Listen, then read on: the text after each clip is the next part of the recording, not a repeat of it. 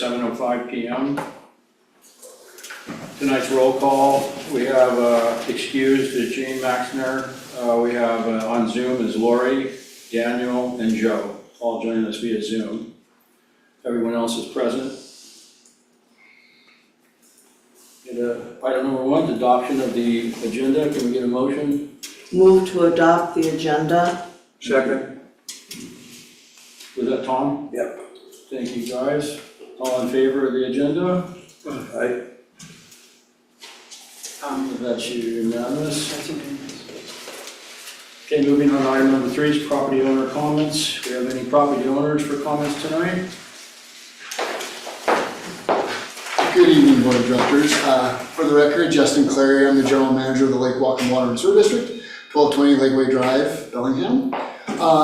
Periodically, I've come before the board just to provide an update on the district and the services we provide you guys, and recognizing that there's a few new board members since the last time I was before you. I thought I'd come in on this first meeting of 2026. So real briefly, the Lake Whatcom Water and Sewer District is a special purpose district authorized under Title 57 of the revised Code of Washington. We've been in operation since 1968 when we originally were developed to essentially sewer the Geneva area, which was served by septic systems, and there were concern over water quality on Lake Whatcom.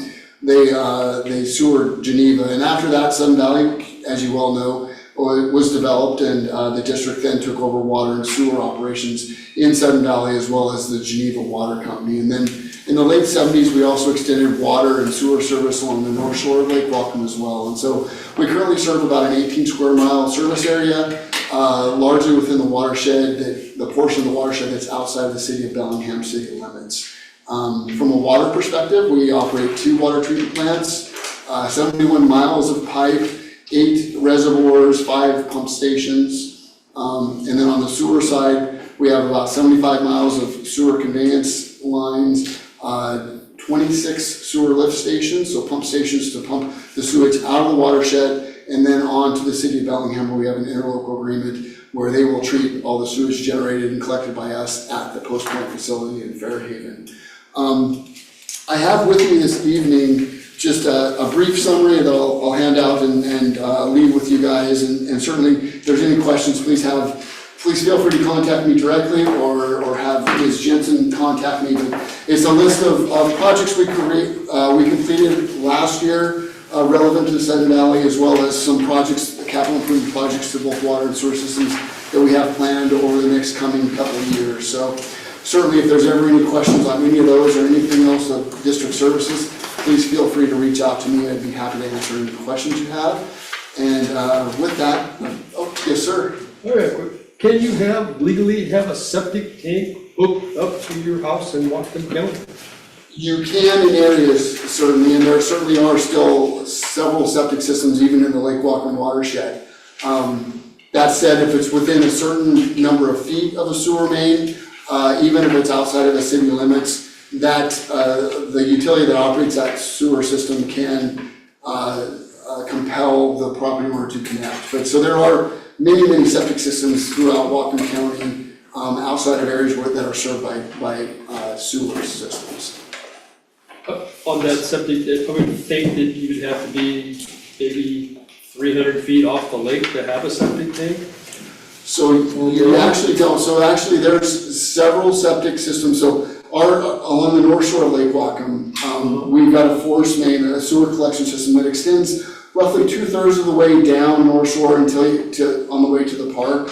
But there is roughly 100 or so homes beyond our sewer system that, for whatever reason, back in the day when the district built that system, it was just too costly to extend that additional amount down. And so there's roughly 100 homes that are on septic systems that are essentially lakefront homes there that have septic systems. Oh. And there are several in the South Bay area too.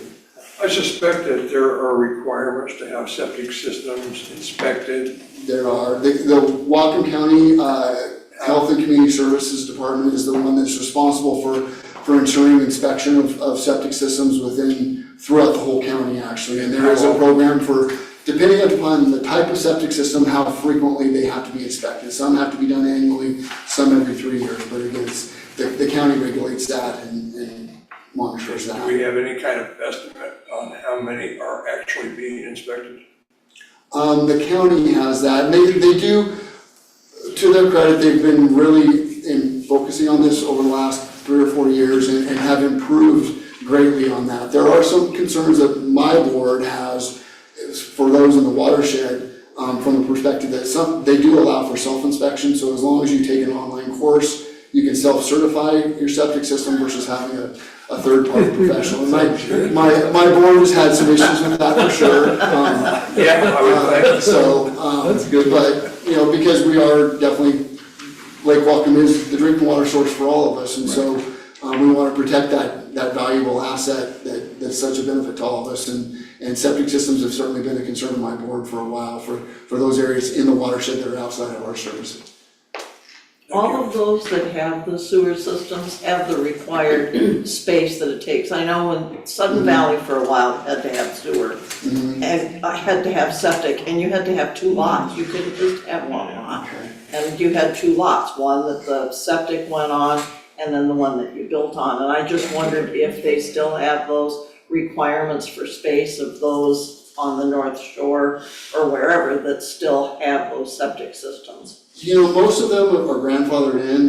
There are, many of those homes were at one time just a vacation cabin or whatever that they're grandfathered in. There have been a few newer homes built. Most of them aren't on the waterfront. They're mostly more upland. Do you have a question, sir? I wanted to thank you for coming. Oh, you're very welcome. I think you should come every year. I have lots of questions. I won't Well, take your 3 minutes. yeah, but- please feel free to reach out to me and contact me at the district's office. Another thing, I know President McLean, I believe Ms. Bradley, we gave you a tour of our water treatment Yes. plant about a year or so ago. Yeah. And that offer stands to the community. We actually provided tour to a couple of community groups from Sudden Valley here in the last couple of months. So one of your community members reached out and wanted to do that. So she was great and coordinated the group of Sudden Valley residents, and so we had a couple of tours of the plant a couple months ago now. But definitely, if you ever want to have a tour of the plant, see where your water comes from, we'd be happy to give you that tour. Where's the Oh, plant you at? really should do it, guys. Yeah, Seriously, you that's really very should do It's, it. it's right down by AM Beach, right down there in the park. Oh, really? It's back in the hill, it's back, hidden back in Yeah. the hillside. It's kind of tucked into the hillside there, so. Now, is that the Thank you. water plant, or is that there's no sewage treatment there, all the sewage is pumped out? Correct, it's the water treatment plant. Thank you very much for your time, Thank you Justin. so I much. appreciate Nice it. to meet You you. have a good night. Thank you. All right, moving on to item number 4 is our consent, I assume we have no other, okay, thank you. Yeah, moving on to item number 4 is a consent agenda approval for our meeting minutes for December 11th, 2025 meeting. There's just a couple of minor corrections, if we can approve it with the minor corrections. One is Lori was missed on, she was present, and on continuing business number 7, it says Linda Bradley received 6, but the word 7, and then 6 in brackets. So that word 7 needs to be changed to 6, so we can get that done. I think we've already fixed the minutes for Lori, but we didn't fix that one word, so we can approve them with those 2 minor changes. Yeah, I have one also. well, Ray, I wasn't, this document says that I wasn't in attendance at that meeting also with Lori. Okay, So I was wondering if we could fix that All right. also. so add Lori and you, Yeah, I think they used the boxes and put in okay. the chairs instead of the board members. We got new staff, so I'm not Yeah. complaining, but any other questions or comments regarding the minutes? Okay, can I get a motion for approval of meeting minutes with said corrections? I move to approve the meeting minutes With the corrections. with corrections. correct? Thank you, Tom. I'll second it. Thank you, Ray. All in favor? Right. Okay, that's unanimous.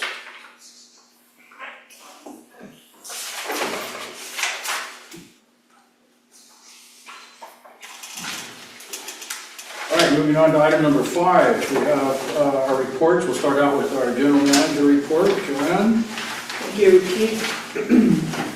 Directors, you have a hard copy of the report in front of you. And for any community members that are listening in, the general manager's reports are being posted to our website, so you can find them there, and that'll be happening tomorrow.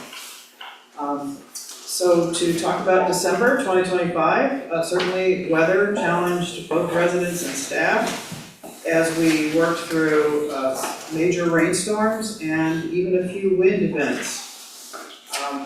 We were happy to see that the association's investment in drainage improvements really delivered for us as the volume of rain that we received approached that of the 2021 flood. But this time we were able to manage that volume without major damage or disruption. We were lucky that warmer temperatures have meant no snow or ice until just recently. But maintenance is ready. Their equipment and supplies are in place so that they'll be able to keep roadways safe in any winter weather events we may experience. And in December, staff worked to complete year-end activities in preparation for another busy year, which we are now in, 2026. So Happy New Year to everyone. This month's report is focused on sharing some very important information with you about hazardous tree management. In 2025, an enormous amount of SVCA resources were spent on the management and removal of hazardous trees. A hazardous tree is defined by Sun Valley as one which has both a high risk of falling and the potential to cause injury to people or damage to property if it does fall. So we can have trees that are not at risk of falling right next to a building, and that's fine. And we can have trees that are dead, diseased, leaning, but they're in the middle of a space that is not inhabited, and so those are okay too. So you have to have both those things in order for it to be considered a hazardous tree. Because the association owns timbered land throughout our area here, many of our trees are located near homes or places where people gather. Because of the age of the timber in the association, many of the trees are both very large and nearing the end of their life cycle. The combination of these factors has created a growing need to remove trees that are identified as a hazard. The chart that's printed on the front page of the report shows the amount of money that SPCA has spent between 2014 and 2025 on the removal of trees by third-party vendors. Which graph you showed for people on this here? Not easily. Okay. So if you take a look at the chart, you can see 3 distinct periods. Between 2014 and 2017, costs were less than $30,000 each year. Between 2018 and 2020, costs leapt up, they almost doubled, averaging more than $50,000 every year. But in 2021, costs jumped to $140,000, partially as a result of that flood event that we just referenced. You can see $200,000 in 2022, $144,000 in 2023, a whopping almost $500,000 in 2024, and the total for 2025 is $257,000. If you add the numbers just over the past 5 years, that's 2021 through 2025, it's $1,204,000 that was spent removing trees. As significant as these numbers are, though, unfortunately, they represent only a portion of the resources that were actually spent on the trees. The tables that are printed on the second page of the report give us insight into the number of trees that have been removed by staff and by residents in the valley. The first table talks about SPCA activity around hazardous trees. And it shows the data that we have between years 2022 and 2025. That's the only years for which we were able to obtain data that we had high confidence in. So you can see that in 2022, we received 113 requests from residents to remove a tree or limbs from a tree that were threatening their dwelling or a roadway. That number rose in 2023, more than doubled in 2024, and even this past year was at an increased number of 170. If you compare 2025 to 2023, because obviously 2024 was a little bit of an exception, right? It's still more than a 40% increase in the number of trees that we were asked to look at. Of those requests, the next line in the table tells you how many maintenance was able to take care of themselves. Because staff are trained in the use of chainsaws and how to safely remove trees to a certain extent. We don't have the advanced equipment or the expertise to climb a tree, for example, and all of our third-party tree removal vendors do have those capabilities. So, there's still a set of trees that we can't handle, and that's represented by the fourth line in the table, which is labeled hazard trees resolved by an outside contractor. So that's the number of trees that generated those very large dollar amounts. So you're looking over $5,000 a tree in 2024. That's right, because a single tree, an average tree costs between $1,500 to $2,000 to remove, but some trees, and we had one this past year, cost more than $40,000. Yeah. We removed a tree yesterday that partially had fallen across Sudden Valley Drive, that was $6,000. So it adds up quick. The next table is also very interesting, I think, because it describes the number of requests that residents have submitted to remove trees.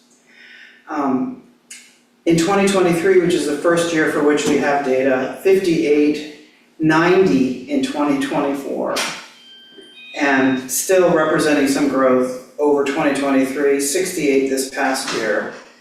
Sometimes residents want to remove a tree that's healthy, and our rules say that they can't do that, so we don't approve every single request.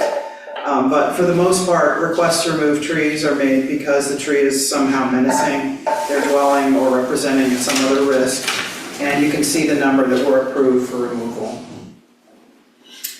So, as you can see from these tables, staff removed more trees than third-party vendors in each of the years reported.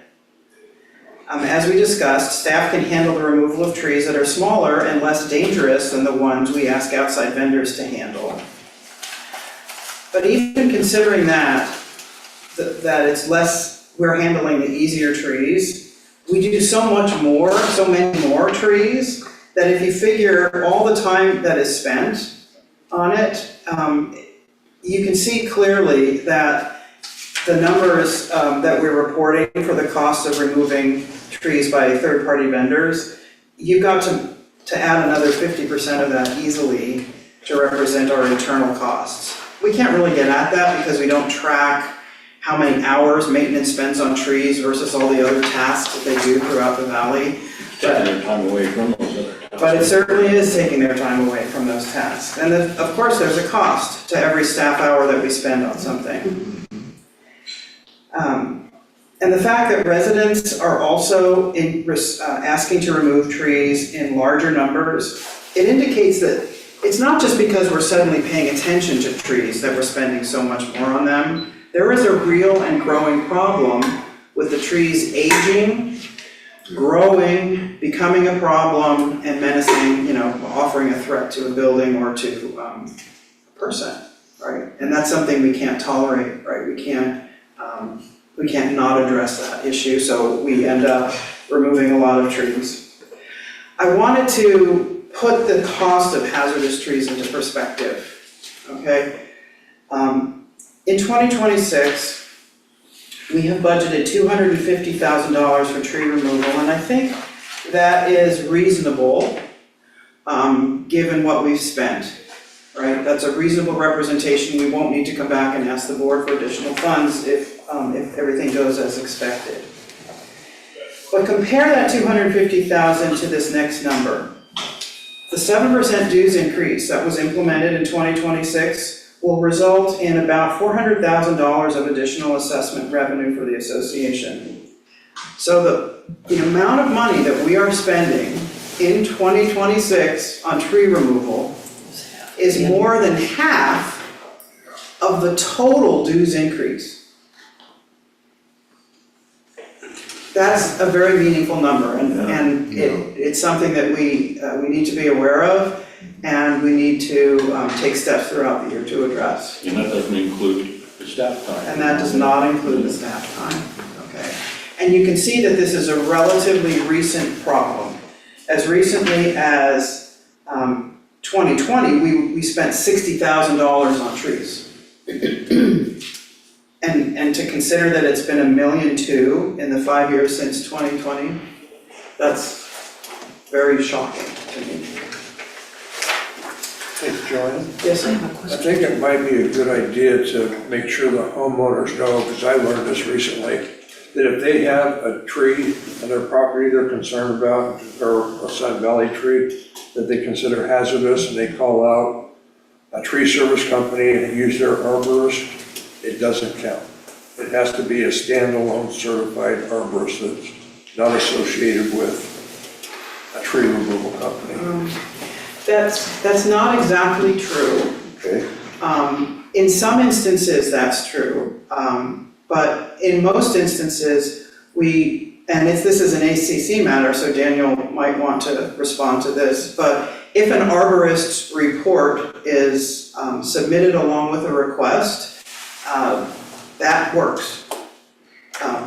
As an association, we employ an arborist to perform evaluations that is not affiliated with a tree removal company because we believe that there is a conflict of interest there.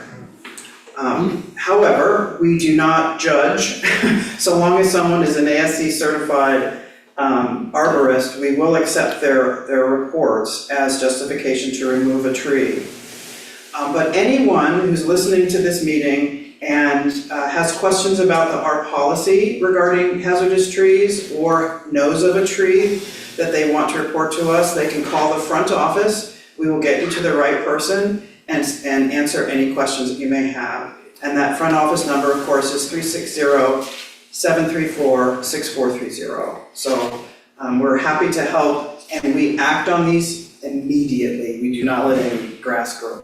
Yes, ma'am. All of the ones that are being submitted by owners are on our common ground, correct? We're not going on to people's property and removing trees Of at course our not. cost. No. I just wanted to make sure, because it, Yeah, the first step in our process is to identify whether the tree is on our property or not.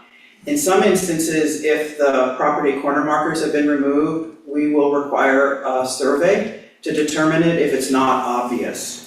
I mean, sometimes it's so obvious, it's so far away into the green space, it's quite clear, but if it's near the boundary, we will do a I survey. know that one great big project that you referenced, the $40,000 one, there was an issue with where are the boundaries for the properties. Right.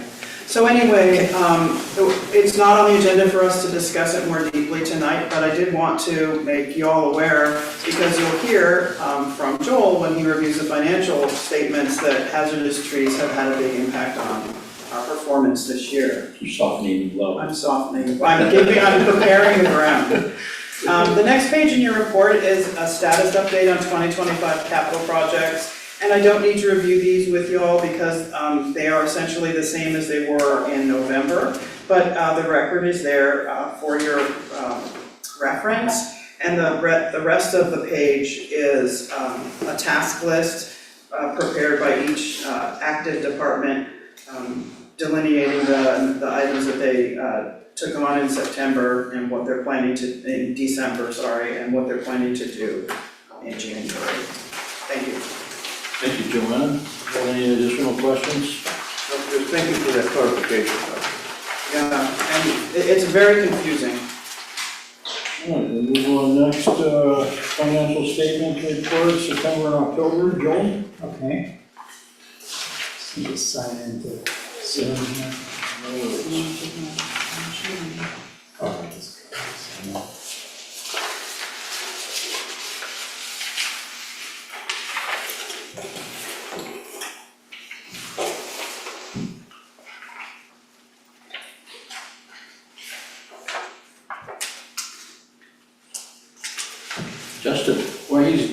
coming in.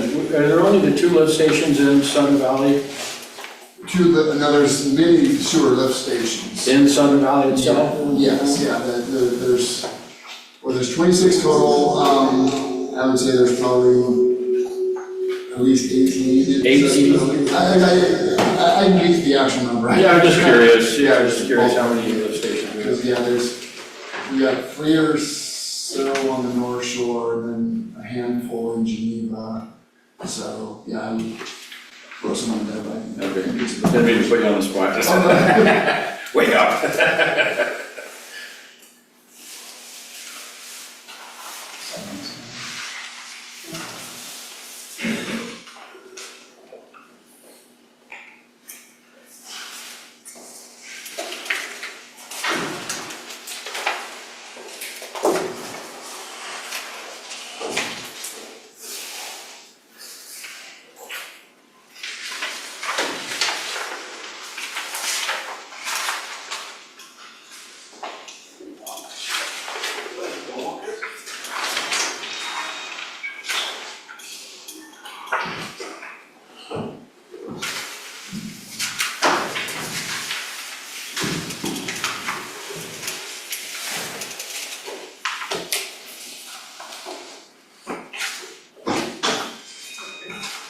Okay.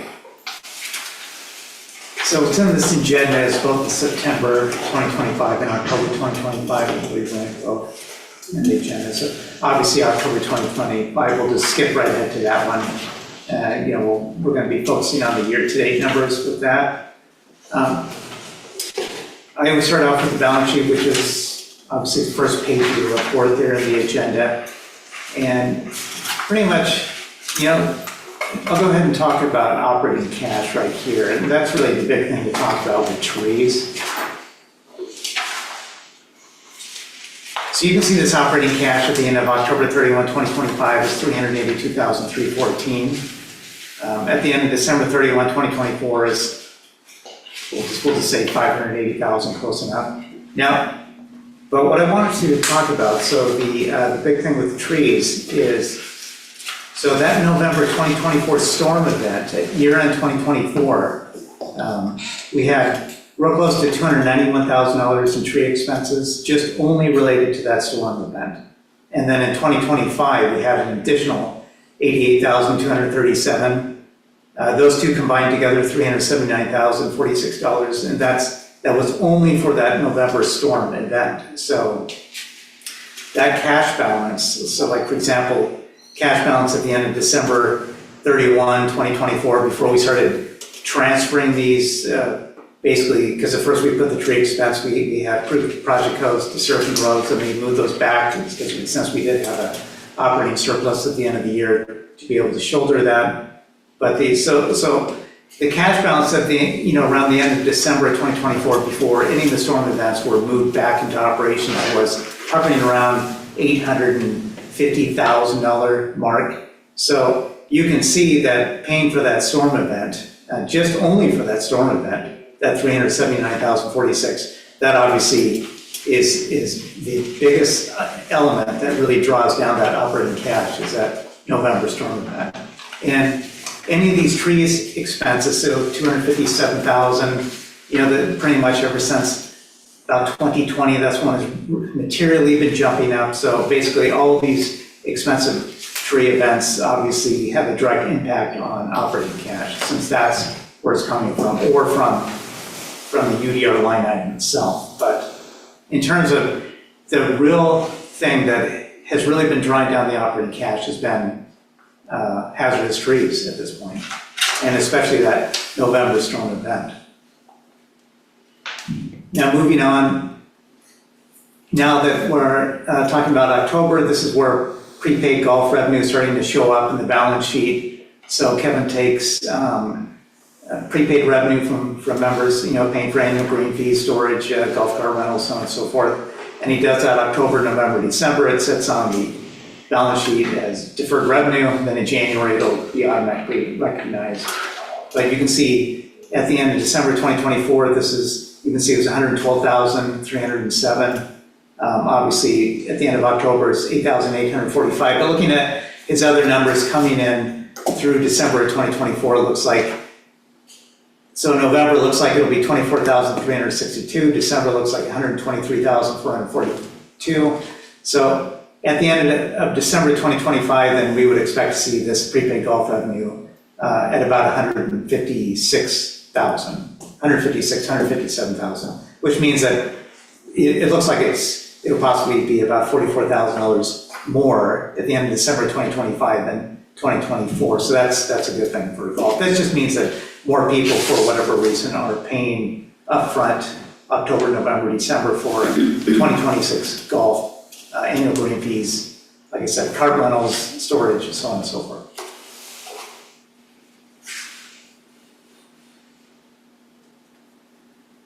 To be clear, that comes from the sale of memberships.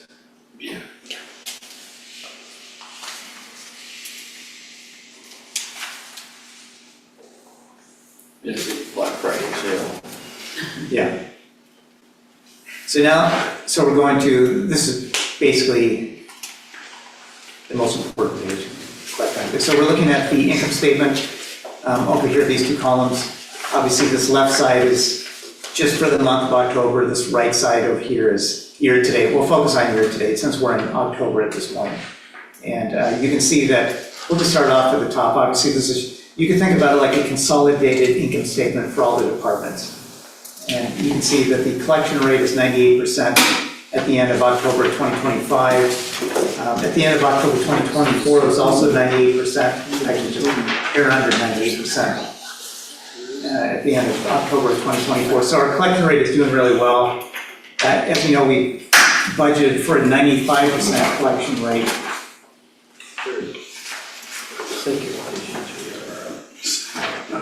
And basically what that means is, since we're sitting at 98%, so like at the end of December, if we were at 98%, which, you know, we'll probably give them 97 or so.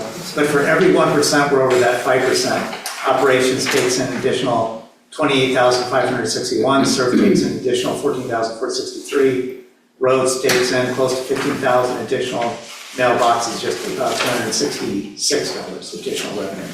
And that's each and every percent, over 95%, which helps out the bottom line. As you can see, just going right down, so we're looking at this line item right here for net income. I'll just focus on actually that number right there. So you can see that operating net income is $219,010. Now, year over year, this is lower than what it was at the end of October of 2025. At the end of October 2025, 2024, it was $561,000. And you can see here in terms of we're worse than budget, but we're pretty close to where we would want to be budget-wise at the end of October 2025, around 8,000 worse than budget. However, at the end of October of 2024, we were $343,000 better than budget. And some of this is an element of fine-tuning the budget spread from year to year. Of course, as you'll see just momentarily here when we get into it, you can see, like, for example, like golf revenue is down 20,435 in terms of budget. New home construction fee is, even though that is up 33,470 to budget, at the end of October 2024, this is up 132,150. So at the end of October 2024, we had $207,000 in new home construction fees versus $112,000 in 2025. Now, I do mention so I have been sharing an expense to revenue ratio, and really what this ratio means, lower is better in this case, but, well, like for example, in October 2025, it's 94.9%. So that just means that for every dollar of revenues that we took in, we had close to 95 cents of expenditures.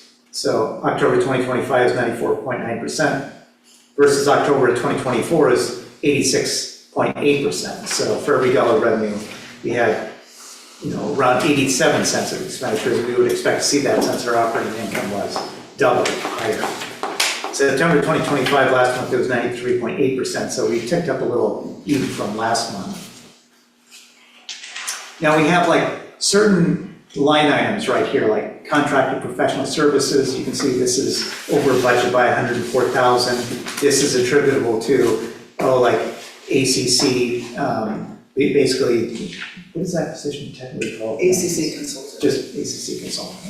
So basically the new home inspector, and so this is over budget by approximately 67,000. Human resources, which we do have a consulting contract on that, but that human resources contract was not picked up until after the budget was already completed, so it just didn't exist to get into the budget. So any spending to that automatically will reflect over budget, but that was 48,000. CCRs and mandates, the biggest line item here, 76,750 over budget, is attributable to legal costs. Regulatory compliance. So you'll see this is over budget by close to 50,000. It's all attributable to hazardous trees, so that's where that's going to show up in that bucket.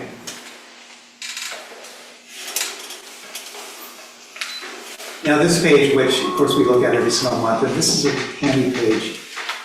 It's the reserve cash balance page, and as I say every month, obviously it has like the SURF funds, the major ones, roads, UDR funds, mailboxes, smaller ones like board density reduction.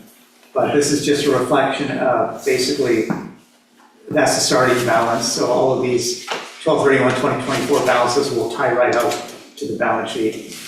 And then you can see, like, for example, dues coming in for SURF. You'll see interest income right here is a little over 16,000, some small sale of some assets, 1,200. 2025 expenditures, 581,226. So this is all the money going out the door, all the checks written for approved capital projects. Loan payments come out of the SURF, obviously for the SURF loan as well.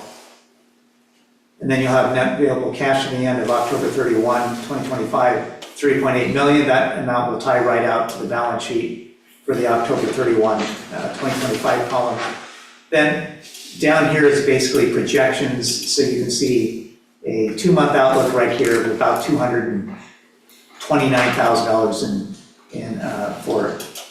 for dues revenue coming in for SURF at a 95% collection rate. We've been coming in at more than 95%, so we expect this to be higher than this, which is good.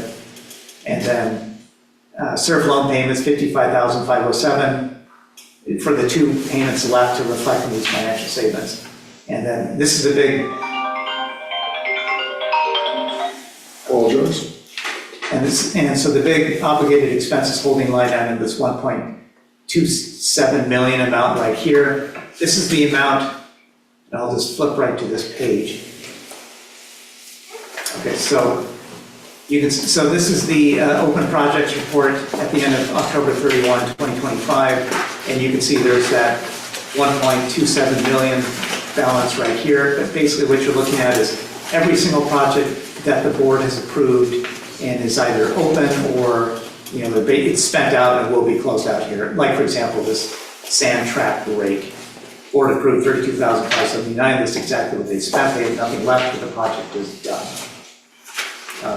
But this maintenance truck replacement, we'll look at this line. So it's approved October 23rd, 2025, $56,243. Nothing's been spent in October at the end, so that's why the entire amount is obligated to be spent. So it's just, this report assumes that all of that will be spent. And like I said, from month to month, the handy thing about this report is this report will show you exactly when this was approved. So you can see that the approval date, October 23rd, 2025. So if you went to the October 23rd, 2025 agenda, you could look up, you could find that exact capital project memo in there. And you could read, you could see exactly what the board saw before they approved them. And then the next page here is the roads page on the same report. This exact same drill with this $1,035,000 will tie out when I go back to that reserve cash balance sheet. And so all the open projects on roads, like I said, the board approved amount, what was approved, how much has been invoiced so far, and then how much is left over to be spent. Anything that's already been invoiced will automatically reflect in the expenditure line item. So all the amount that is reflecting of this 1,035,000 here is everything left to be invoiced, or that we expect to still come in now. It doesn't mean that there are times where these projects can come in under budget, and then if that's the case, we close it out, and the remaining budget goes away, and then the available funds go up. Then the last page of this report is the UDR report, so you can see, well, the good thing about this that I was going to point out, here's that hazardous tree removal. That was approved in June, on June 12, 2025, 100,000. So in October, we have exhausted this whole amount. So in the month of October, we have hit the maximum 100,000. And so now any other trees that come in here are just going right straight to operations.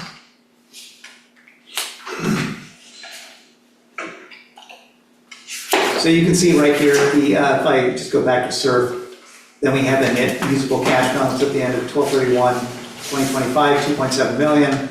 We had this board recommended carryover balance, 600,000. That's just the amount that the board would not like to drop below.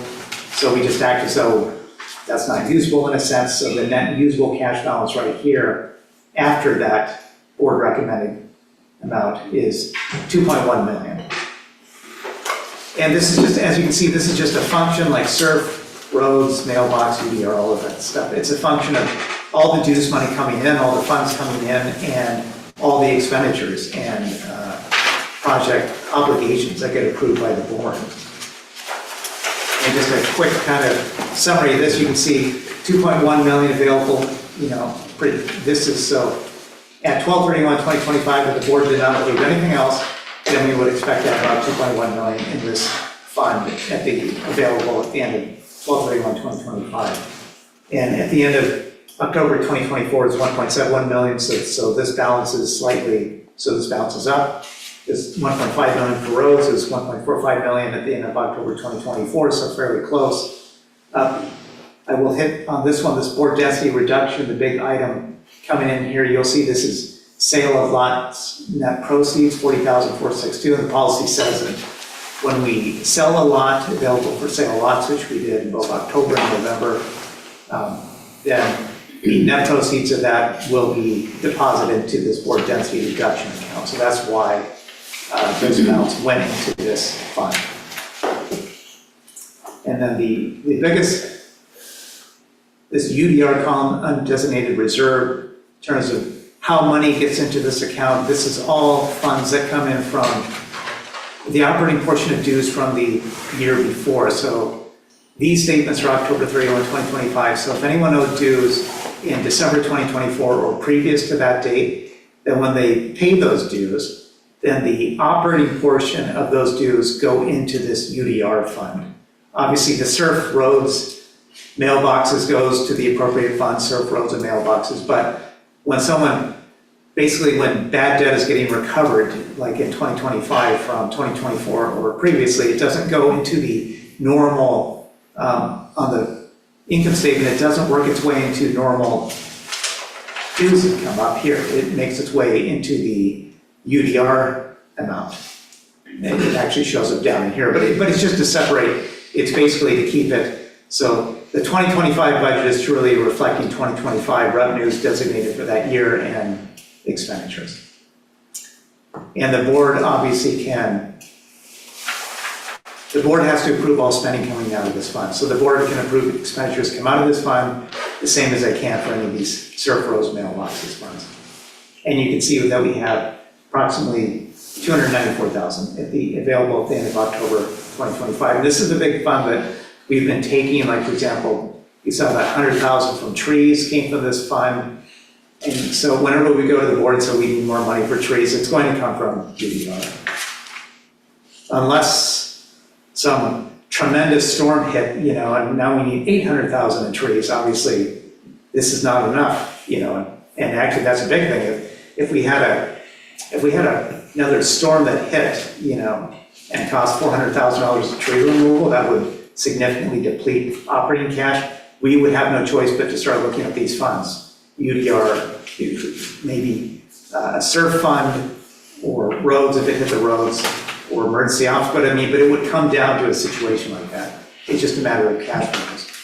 Because that November storm really did WAC is pretty good at operating cash.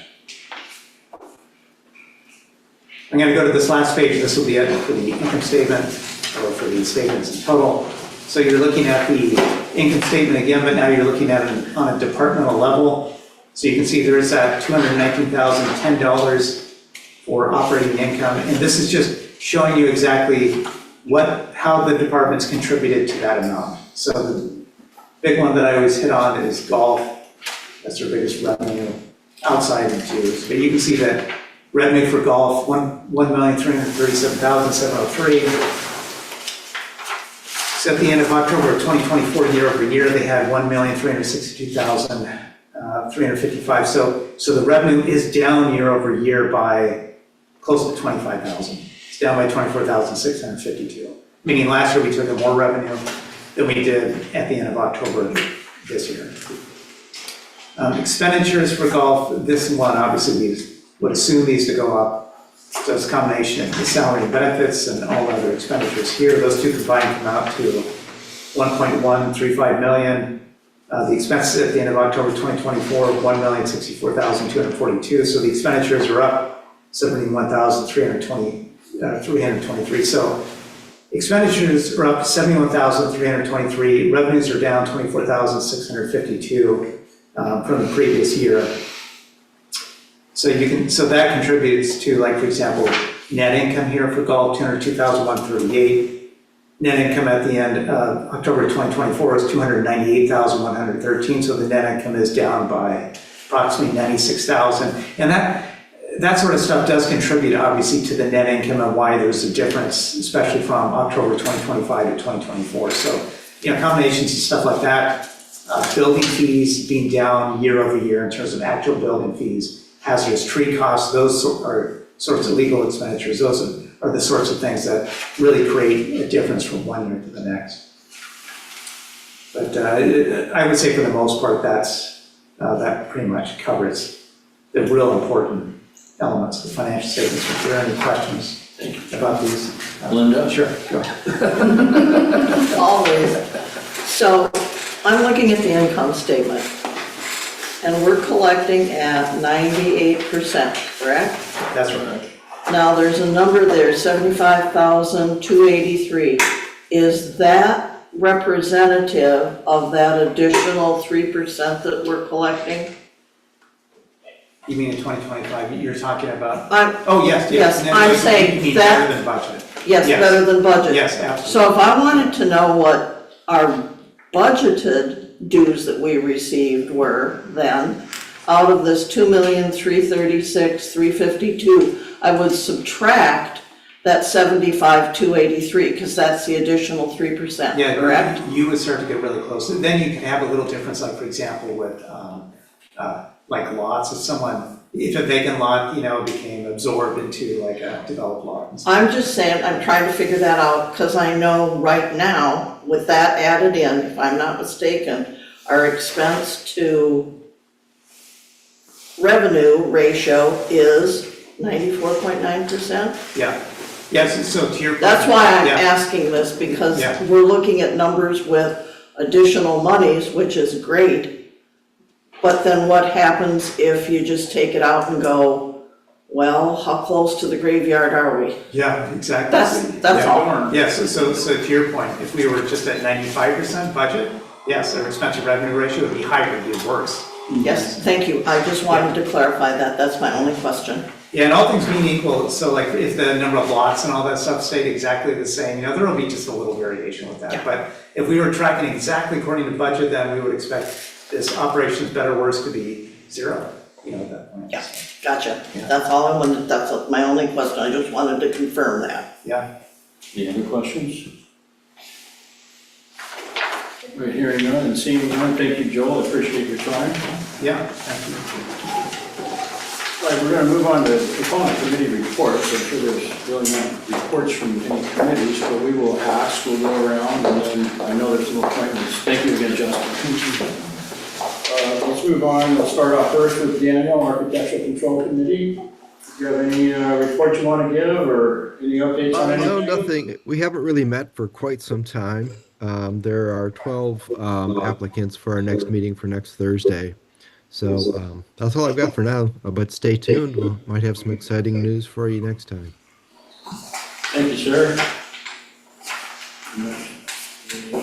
All right, move on to document review. We haven't had any. We haven't had, the only thing we did is we were at the rec center this weekend, and I found, I have them, they aren't vetted, so I need to wait for the process to complete. I have 3 other people that besides myself and Timmy will be joining the committee for 2026. Thank you, Linda. Executive. Do we have any news from the executive? We really haven't met either. We've had actually a couple meetings, but not much we can discuss in open, so we'll be discussing that in our executive session. Finance? Jean's not here tonight, so I'm pitching in for her, because we have a couple people that we would like, that have been vetted, and we'd like to get them on the finance committee, and it's Marty Geide, J-E-I-D-E. Still I might have spelled it wrong, I'm sorry. And John Gingrich. So those are the 2 members you'd like appointed? Please. Okay. Any questions or comments about the proposed members? They're vetted, right? They haven't vetted, correct? All in favor? You have to make a motion for. All right, move that we appoint the 2 members, Marty Jedi and John Gingrich, to the Finance Committee. Second. Been vetted. Which one of us won that So I one? need a second. Timmy can Or have it. Timmy did Okay. it, Timmy. All in favor? Aye. Okay, we're good. Thank you very much, Ray, appreciate that. Thank you. We haven't had a meeting yet, so Yeah, watch out. understandable. Long range planning? We haven't had a meeting yet either, but we added a January meeting because the February meeting that's scheduled, 5 of us are gonna be gone. So we didn't think that was gonna work out really well. But Sean and I had looked at some past surveys, and we have a draft survey to present to the committee as a starting point for the survey that we want to do. And I do have some names. Do you want to do that now? It's kind of, Yeah, if you want to. Let's just do that now. Yeah, in order. okay. We have Jeff Mildner, Mitch Waterman, Jeff what, Nobler? Mildner, Mildner. Mitch Waterman, Ken Vandepolder, Elizabeth Huthert, Gary Barra, sorry Gary, I know better, April West, and Chad Avery, and they've all been vetted. Wow. Chad Avery. So we'll be meeting next week, Wednesday, right? Yeah. I think it's the 14th. 14th. Yeah. Okay, we'll let you make that motion. You should have just said a motion before all the names. Okay, move that all the people that I just said be approved for the long-range planning committee. So that was Jeff Miller, Mitch Waterman, Ken Vandepolder, Gary Gara, Elizabeth Elizabeth Huthert April West, and Chad. and Chad Avery, And they've all been vetted. they've all been vetted. I'll second that motion. Okay, All in favor of the appointees? Aye. All right, 2 votes. that's unanimous.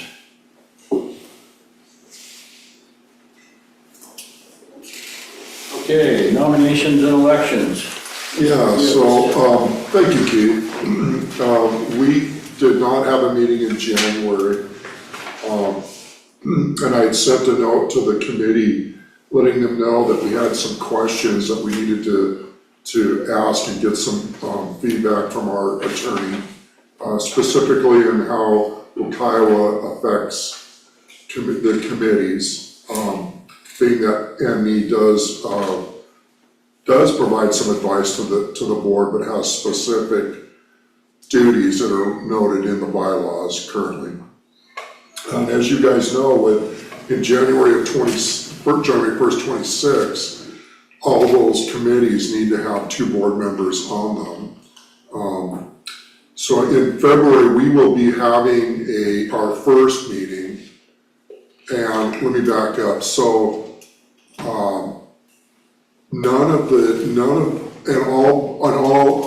besides the other 2 board members, all the other members must be appointed by the board.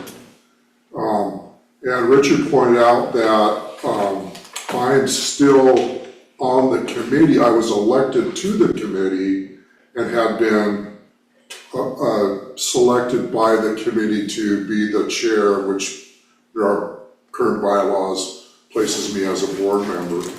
With the changes in Wekiwa, I'm not a board member per se, because I was not voted to be one. By a committee. And because our bylaws, this gets kind of lawyerish, because our bylaws allow for me to stay on the committee because no one has been elected to replace me. You've actually been appointed, you and Linda both appointed, were you, already? Well, Yeah, at that last meeting of the board. But our bylaws also state that if you have been elected to a seat and you have not been replaced by somebody else who was elected to replace your seat, you stay on.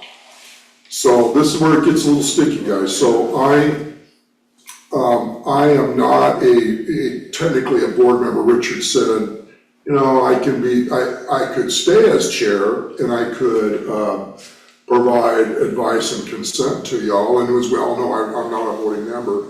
But here's where I think where it's gonna get to where the committee's gonna need to make some decisions. When we have our first meeting in February, because the committee was not formally appointed by all y'all, we should have one of the first things we need to do is say, do we want Rob to stay on as chair? Do we want one of the other board members to take it on, or somebody else? So we had our organization meeting in November, and we need to reconvene and reestablish that. So just wanted to put that out there. I can't make a motion. Would you guys move that I'd like to add some committee members so that we can add them? Yeah, please, put the other names. Okay, so the names are Don Jontas, Joe Jean Coase, Michael Wadsworth. And Rob Gibbs. Yes, thank you very much. Thank He's you. already done it. And Rob Gibbs. Yeah, You have I to get what appoint, he's doing. he must be reappointed. But yes, he was approved, he and I As a were both director, approved at but that as last, of again. January, yeah. Oh, this is our Alright, first meeting, you're right. Yeah. It's our first meeting Yeah. in January, yes. Thank So- you. I was in my head, we already had a meeting out there, but we did not. do you have to put me back on there then? Do you have to put me on there No. too? No. No? no, Alright. But we do have to appoint another board member to the committee. Yeah, and so let's go back, we have Dawn, Joe Jean, Rob and Michael Wadsworth and Michael, me, that's what and we me. didn't get, thank you. Oh, and your new member, oh no, she was ACC. All right, and we need to get another board member, a voting board member. But wait, you got a motion on the table. Yeah, Well, for these, Well, we can also add a board member to the same motion. We need to appoint all of them, so we'll just add another name to that. Is there anybody that's interested in joining the NNE as a voting board member? I'll do it if no one else. Joe. We got Joe, Oh, good. And Joe will? yeah, Thank you, Joe. so we have Joe Adams. Then we need to do So he's bored. Linda then again. No, Oh, we already, She's been appointed, she's not. When was she appointed? Last meeting, Well, that's that was what I'm December, saying. so we have to add And she her on was again. chosen by the board at that time, and nothing Six about her minutes. status was changed by the January 1st. Oh, except for Rob's status was changed. this whole thing gets Yeah, kind of it's weird. all right. It's- We'll navigate the highway. Yeah, it's super confusing. All right, so we have a motion on the table to move that the board of directors would appoint Dawn, how do you say that? Jen Test. John, Gemtes? Joe Coase, Rob Gibbs, Michael Wadsworth, and Joe Adams to the Nominations and Elections Committee. Did I miss anyone? No. Second. Thank you, join me. All in favor of those nominations? They've all been vetted, so, okay, that's unanimous. And Joe, can you hear me? Hopefully you can. Yeah, he's saying yes. We meet the last Monday via Zoom at 6:30.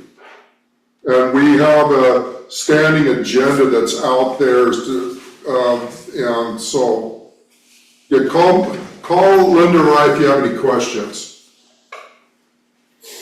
All right, thank you. We'll move on next to the Safety Committee. Okay, right now we have not yet had a meeting. I contacted everybody and was planning our first meeting for a week from tonight, or today, next Thursday at 2 p.m. Getting heavy pushback against the Zoom meeting. So we're gonna have to find a workaround. They will only meet in person. So I'm probably gonna delay our first meeting until February, because I really want Joe to be at that meeting. He's a tech knowledgeable person. So he's got some great ideas, and I'd really like him to be there to present them. I So would like to get to in advance of that, can you send me the name of your proposed committee members so they can be vetted? I've already done it, it's already been done. Okay, great. Have they been vetted? Yes, Well, they have been. they're all returning members from last year, and they have gone through the vetting process again. So we have Colleen Mitchell. So you don't make the same mistake I did, so move to add and then do the name. Oh. Move to add. Move to be appointed. Yeah. Move for these members to be appointed to the Safety Committee. Yes. So Colleen Mitchell. Debbie DeVolio. Ted Wayne. Who, Ken? Ted Wayne or Edward. Oh, yeah. And Judy White. Second. Is that you talking second? Yeah. All in favor of those appointees? All right, that's unanimous. Thank you, Tom. Well, one more thing. I would like to get the members together next Thursday at our normal meeting time for an informal meeting. No, you can't do that. Can't do that? You can reach out on your own and talk to them individually, but you can't set up. Okay. Okay. Probably ask. Good try. I have a question, because document review might want to have at least one in-person meeting. Who is in charge of scheduling rooms? You are? For now, So yeah. I just need to send, all right, just needed to know that. So next week, staff will reach out to the committee chairs to identify that they're your support person. And then once you know who your support person is, you can send agendas and ask for other, if you need copies of something or whatever, scheduling a meeting, updating the website, that'll go through your contact person. Any other questions? All right, very good. All right, moving on, continuing business. We have a request for appointment of committee. That's what we just did. Wow, we're so fast, that's amazing. One fell swoop. All right, we'll go back to Rob and Joanne. There's a discussion of the N&E recommendations for use Unilect for the 2026 election. This is something you wanted on here. Did you have you didn't have a handout, I saw, or anything, information such as. Because it's very simple. You want to just have the discussion part, and then you guys can maybe move the forward. Yeah, what is it? Well, so, it's getting to be, middle of January. We, the NE committee is recommending that we go ahead and start the negotiation proposal process with Unilect. Yes, they have been our provider for a number of years, but the level of quality is, and I think our satisfaction with them is good. I think that the amount of companies that we could even get proposals from is extremely limited.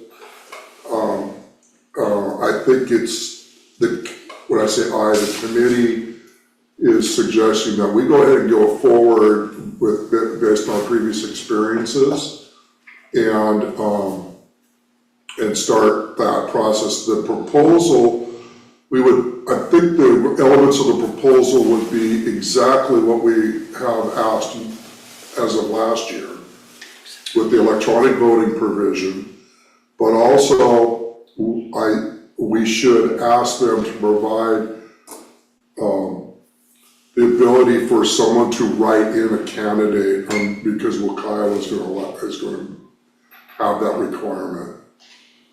It's a 2028 requirement. We might as well start leading into this sooner than later. We don't want to wait.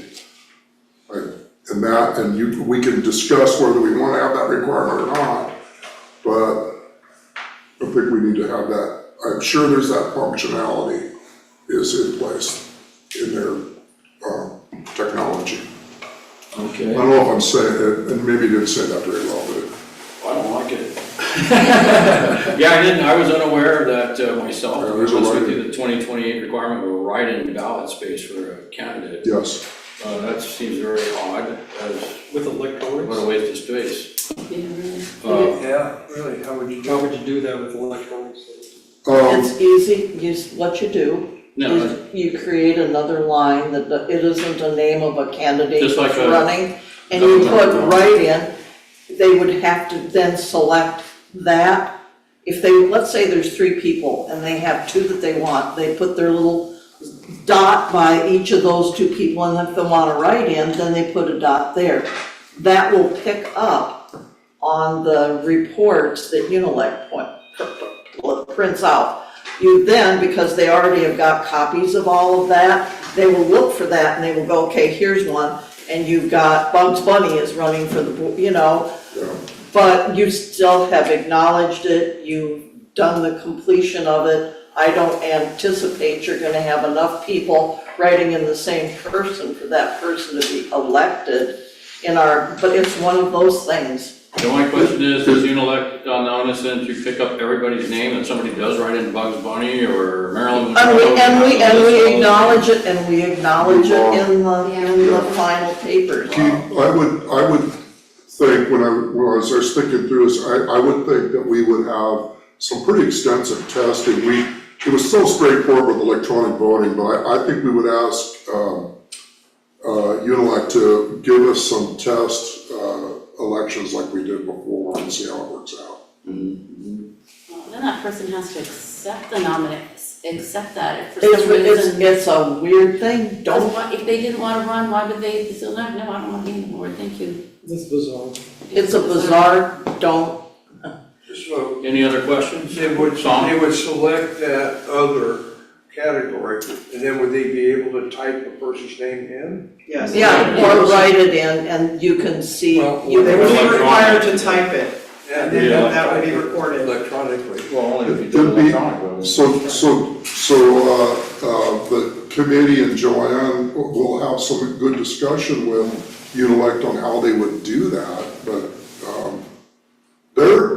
they were pretty up on Ukiah when we were talking with them I'm about this sure last there's a way year. to do it. There's only one thing Linda? that I've been looking at that just came up and I sent it to Rob immediately. The Postal Service is changing the way it does things. And this is because of the upcoming midterms at our federal level.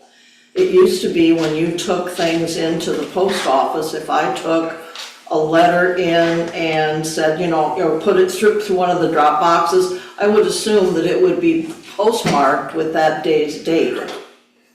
That is no longer the case.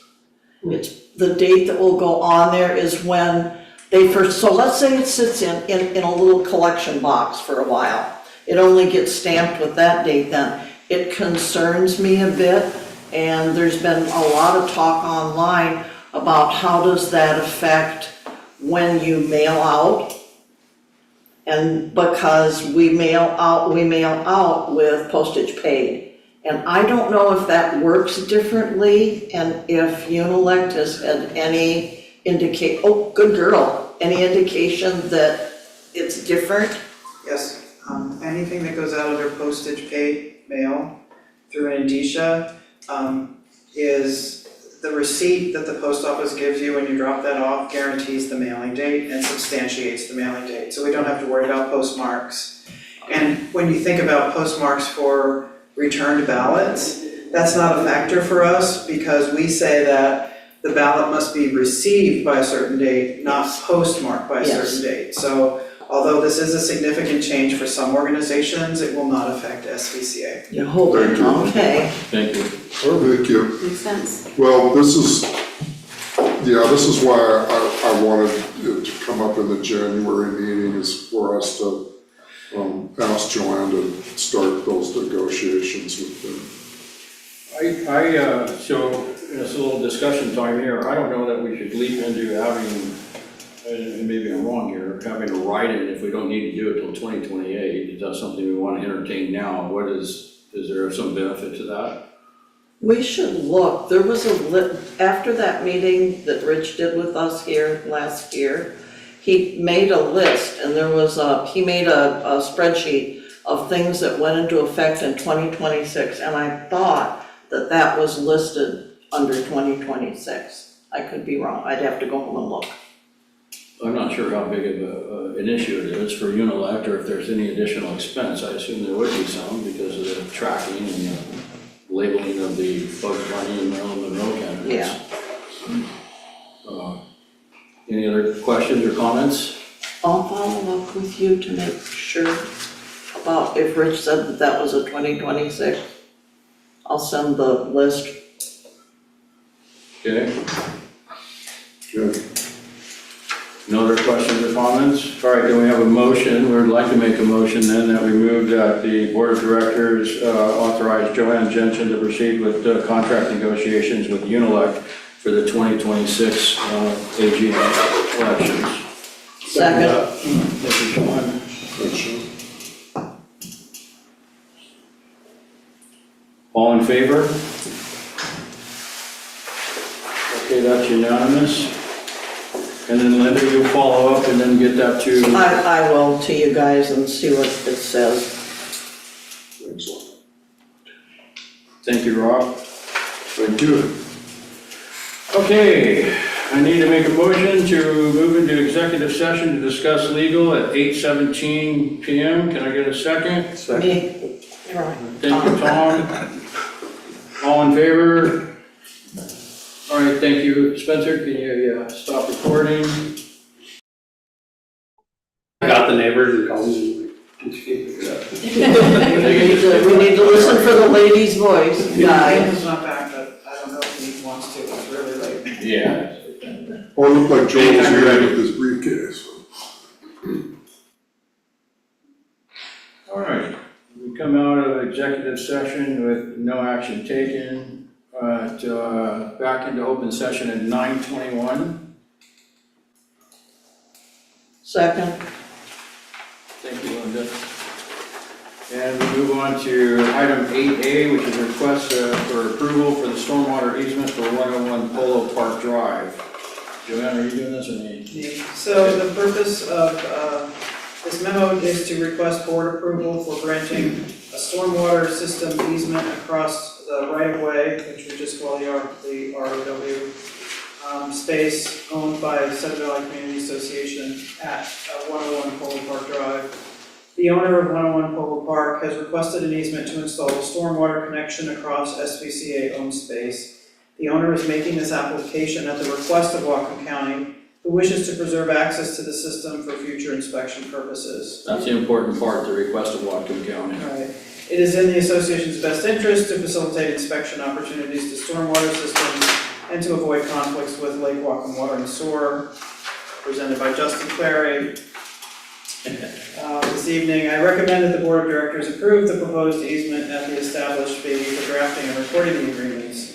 Our counsel, Aaron Haynes, a member of Richard Davis's firm, has drafted an agreement allowing for the easement. The proposed stormwater easement was provided to you all for review. The fee of $1,500 is proposed to draft and record it.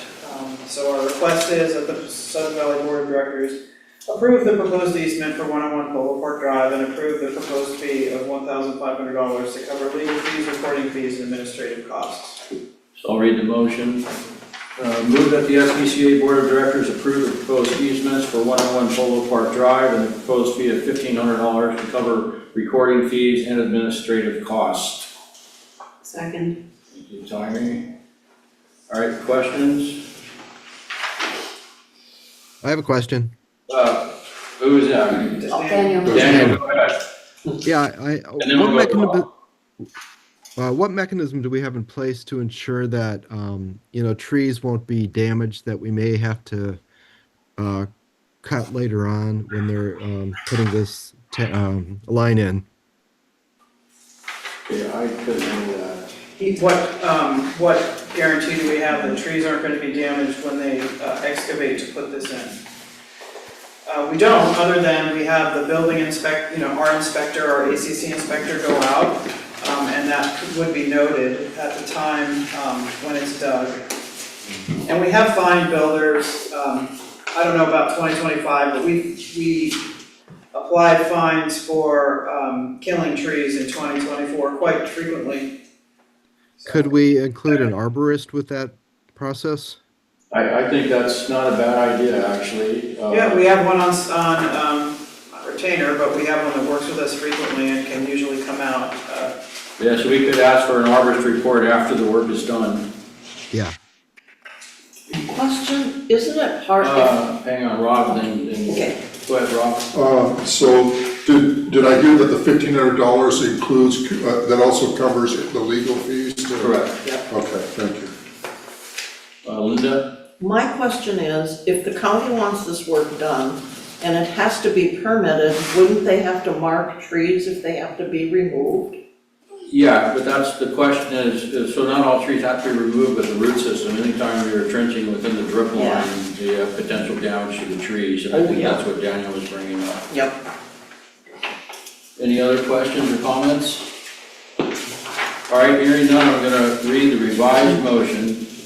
It's moved that the SBCA Board of Directors approve the proposed easements for the 101 Polo Park Drive and the proposed fee of $1,500 to cover recording fees and administrative costs, and supply an arborist report after the work has been completed to verify that any damage done to trees.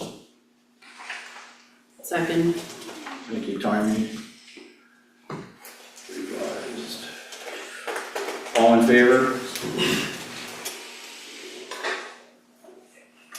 Okay, that's unanimous. Thank you. All right, moving on to 8B, security proposal. This is Joanne. So I provided the directors who are in attendance this evening, geographically here in the room with me, with hard copy of a memo that requests members of the board review the attached materials. And the memo that we're about to review provides context for that review. So some background about security at SBCA. The first question is, why does Sudden Valley have security guards? Sudden Valley's restrictive covenants require that the association provide 24/7, 365 security. Specifically, the restrictive covenants state, in addition to the other obligations of the community club and its members as set forth herein, it shall also be their duty to maintain a security guard and patrol at all times and pay the costs thereof. So that single sentence commits us to doing it in perpetuity. We currently provide security services. The mandated security service is currently provided to the association by Pacific Security. SBCA has worked with Pacific Security since 2015, and the current contract was signed in 2018. Since that time, the contract has been updated and amended several times. So how much does this cost us, you ask? Since I'm all about the costs today. Yeah. Through October of 2025, SBCA has paid $242,726 for security services this year for Pacific Security. And we're on track to come in just under the budgeted amount of $300,000 for the entire year. SVCA is charged $32.78 for each hour worked by a guard, or $49.17 per hour for holiday work. In addition to that, we pay a variable yearly fee for dispatch services. In 2026, the hourly rate will rise by 3% to $33.76. Also, due to changes in the law made by Washington State, sales tax will now start to be charged on security services. Just another grab by our greedy legislators. That was not actually in the memo. This will add approximately $24,000 to the cost of security this year, leading to a budget of $309,000 for 2026. In addition to the per hour cost of guards, SVCA also bears the cost of providing a security vehicle, including purchasing that vehicle, performing regular maintenance, and providing fuel and insurance for it. So what exactly does security do? There is one guard on duty 24 hours a day. The role of this guard is to observe and report. Guards conduct mobile patrols in the Sudden Valley security vehicle. They unlock facilities each morning and lock them up at the end of the day. Guards also respond to calls from residents concerning road hazards, disorderly properties, and any other violations of SVCA bylaws or rules. Additionally, guards identify issues on their own while they're driving around. Guard activities are documented in reports that are forwarded to Sudden Valley Management. And having 24/7, 365 security presence ensures that management is made aware of what's happening in the valley at all times, and that we can send out an individual, dispatch them to find out what's happening if we get a report from a different source, such as the fire department or the sheriff's office. Security does not, however, intervene to prevent crime. They do not do that. They do not investigate crimes, and they do not respond to requests for emergency services. That's not their job, okay, and they're not qualified to do any of those things. If they're made aware of situations like that, they alert first responders by calling 911.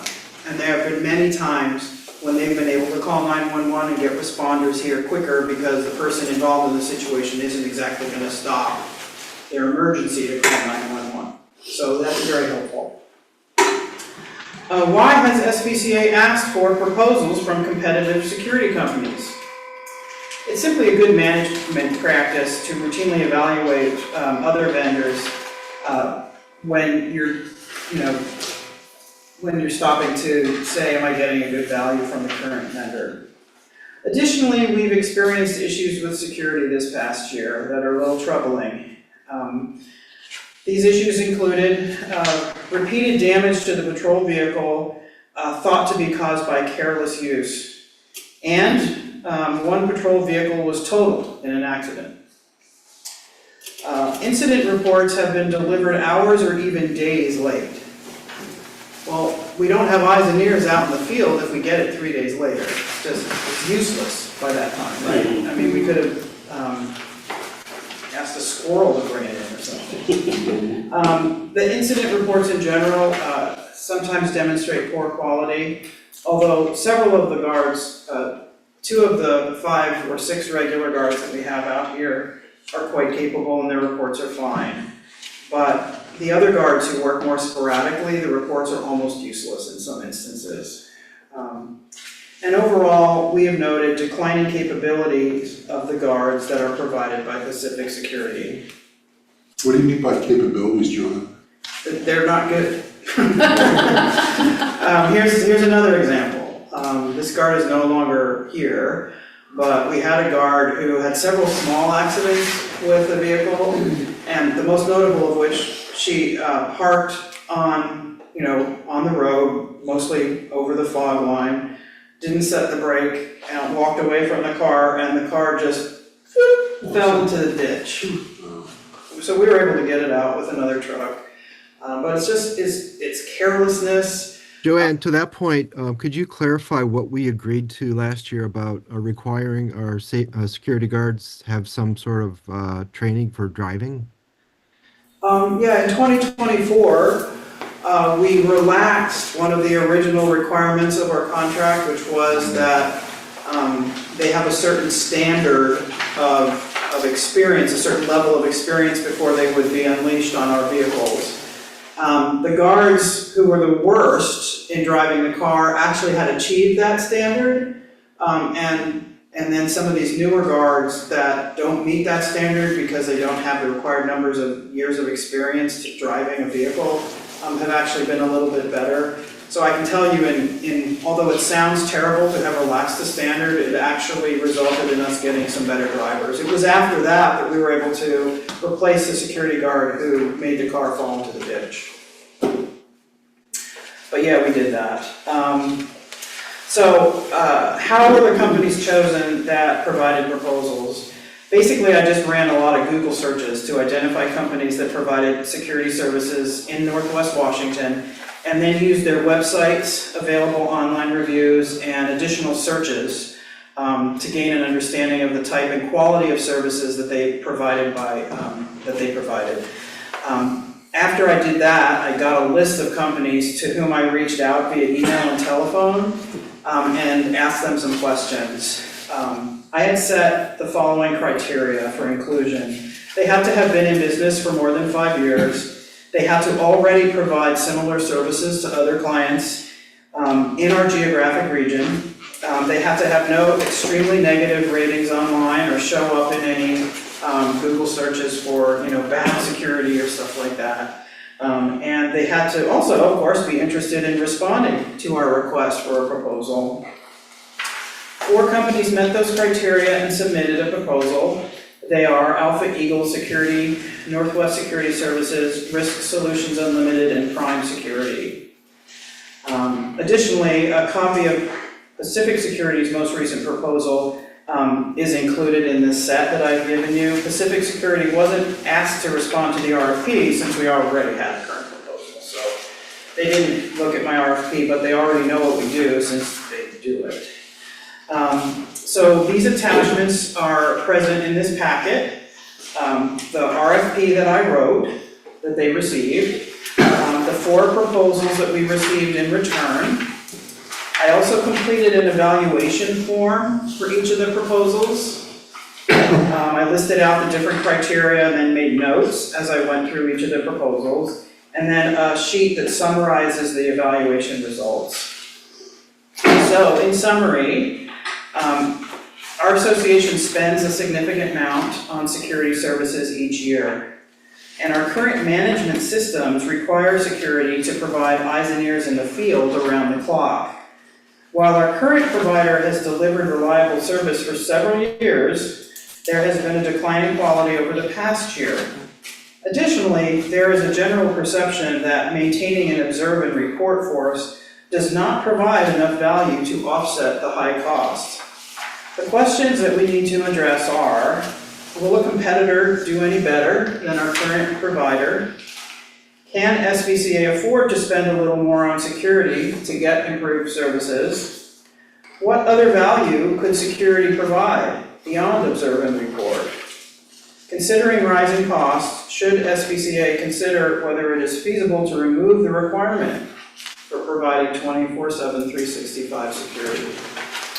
So those are some pretty significant issues, and in order to have a meaningful conversation, I think it's important to have the background of looking over the RFP, looking over the responses, and just kind of thinking about it for a bit. So it's a lot of material, it's 62 pages. We just read 2 pages of it out loud, so you now only have 60 to go. Thank you, Joanne. And they'll go a lot faster, a lot of them are just pictures. All silliness aside, if everyone could review those materials, it would give us a good preparation, I think, to have a discussion around those questions, and then obviously we'll come to some conclusions and give you direction on how to proceed. Joanne, I just one quick question. The level of service that we're getting now, was that recommended to us, or is that something Sudden Valley came up with? Do you mean, did Pacific Security say this is good enough, this is what you guys should do, is that what you're No, saying? was it like we picked level 1 and there's a level 2 and a level 3, or did we sort of customize what we want? Yeah, that's a good question. Pacific Security provides us what we ask them to provide. Okay, And- so we determined what our needs were. and- Or what we could afford. Right, okay. Many years ago, before we had an external vendor to provide security, we ran our own security force. And many things were different. We had more guards on more than one person on at a time. But I don't think that's feasible any longer without a significantly higher investment. But these proposals are actually really instructive because they cover a broad range. And one of the companies that responded, Alpha Eagle Security, they did not ask me for any information. And although they did clearly go to our website because they knew what our footprint was, they didn't acknowledge the fact that we were really asking for just one guard. So they took it upon themselves, and they're a company known for good logistics, like good field operations. They looked at a map of Sun Valley, they drew up suggested regions and concluded that we needed to have 4 patrol vehicles and a supervisor at all times to cover the territory. They're not wrong, okay, but And they're not cheap. they're not cheap, and they're obviously, their per hour rate is the cheapest of the bunch. But they're saying that to really do the job, you'd have to have 4 times as many people as we already have, which seems, Which if we had money would be great. yeah. That's probably what the lawyers told us too. Yeah, so Daniel, that answers your question, I think, right? Okay, thank you. Would that include us providing vehicles? The RFP asked them to have a separate line item to tell them what it would cost, to tell us what it would cost if they provided the vehicle. They didn't get that. A lot of them didn't say it, some of them did. I think we could go either way. Our maintenance manager would like the security service to provide the vehicle because the amount of money that we're spending on repairs is exorbitant. And our maintenance department feels that it's due to the carelessness of the operators. I mean, it's not their car, they drove it, they run it. But keep in mind, to add a car to Security Pacific is not cheap. Yeah, $1,400 a month. Rob? Yeah, a question, Joanne, on the items to consider, the last one, the removing the requirement for 24/7, are you thinking like that would be just like maybe a day shift, or just removing security altogether? Like, Well, take out the CC. right now, we don't have a choice. 24/7, 365 is required by our restrictive covenants. Right, It would be difficult or time-consuming, or both, to change that requirement. We'd have to amend the restrictive covenants, but there is a process for doing that. yeah, And since the bill, okay, for providing a security service that may or may not provide us any real value is so high, it might be worth our while to just say, you know what? We don't have the money to put 5 people out in the field patrolling. right. So what value is one person, and is it worth $300,000? We just need to get out of this business. I love Joanne, I love the fact that you asking us to consider other companies. Pacific's been here a bit. And I've heard an analogy that fat cats don't hunt. And for them, they've been here. There's not maybe an incentive to compete. One of our neighbors, the pouring down rain, ran out of gas. So we went up and gave her some gas. The security truck came up and just sat there. He didn't even get out of the truck. He didn't ask if he could help. And another neighbor came out to help 2 ladies fill gas. that was very, $40 an hour, that's very disappointing, so. Well, I think that's a big consensus in the valley, like everything you see is what good is it, right? They observe and report. That's exactly what I was just gonna say. Yeah, It's just, it's, how do I say it, it's what's in our original covenants. yeah. Originally, I think it was written that way because you had very few, and it was all, you had lots of break-ins. Yeah, Yeah, And so it's like, well, what do we need? Well, we need somebody here all the time that'll go look. We also had gates Yeah. at that time. that's the other thing. So you've got Anymore. kind of, if you only have 2 houses in a block instead of yeah, 10, it's a lot easier. But it's just, I think that's originally why it was written, because there were so many vacant lots and vacant They houses, were starting just to- vacation homes. That's what they wanted them to do. and years ago, some municipality police departments would come and do some checks, they just come check, look at your house, so that's probably that type of best practice. But thanks, Joanne, for having us consider it, I think it's good. So we're gonna decide on what we think. There's no next action meeting. to be taken right now. Yeah, I'm and just asking you to do think- your homework, and Yep. then on a future agenda, we'll bring it back for more discussion. It might not be the next January meeting, dependent on the number of capital requests that we can prepare, but it will come up in the next few meetings. And we are month to month currently, there's no dire emergency. No, yeah, because, to- they'll definitely keep But also, calling when you you on look money. in there is a company that provides a little additional service for a little bit more money, where they offer first aid type services, right? So that's something to consider too, so we could have a security company that provides more service, but even, I don't know how often that would be used or how often needed, but it seems like the biggest complaint is, we're good. What do they do? Yeah, they don't do anything. I mean, it's nice to have a truck pull up with the lights flashing and that, I mean, maybe there's some sense of security, but when they just take your name and number, I mean, what. Neighborhood watch? Well, yeah, we have so many people now, like Linda's saying, that the neighborhood's grown up so much and, it's not a weekend community anymore, it's year-round living. That's what I was asking about capability, Keith, I was thinking that was that a certificate, like lack of certifications of some kind. It's lack of actual physical ability too, where are we recording? Yeah, never mind. The wear and tear on the vehicle, even on the inside of the vehicle, the seats have to be replaced twice. So there's that kind of thing, and then what could that person possibly do if there was any situation? But I guess they just observe and report, so they can sit there and do that. Yeah, but in a climate where every line item needs to be examined, right? I think it's irresponsible to continue to just pay more and more and more for a service that may actually be delivering nothing. Yeah. $309,000 is what's budgeted for security this year, 2026. We only have $250,000 in there for trees, and I just spent 20 minutes in this meeting telling you how awful that was, right? So it doesn't bear scrutiny. We need to really look at it, and if it's hard to remove that or change that covenant, too bad. We need to start now so we can eventually be more responsible stewards. Absolutely. So, Yeah, that's good.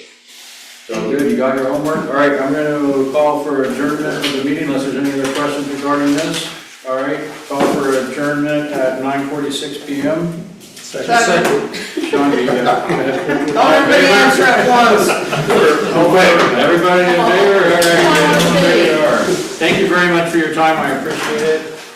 And longer than expected and legal, I worked it. It's amazing how fast we can get a second on.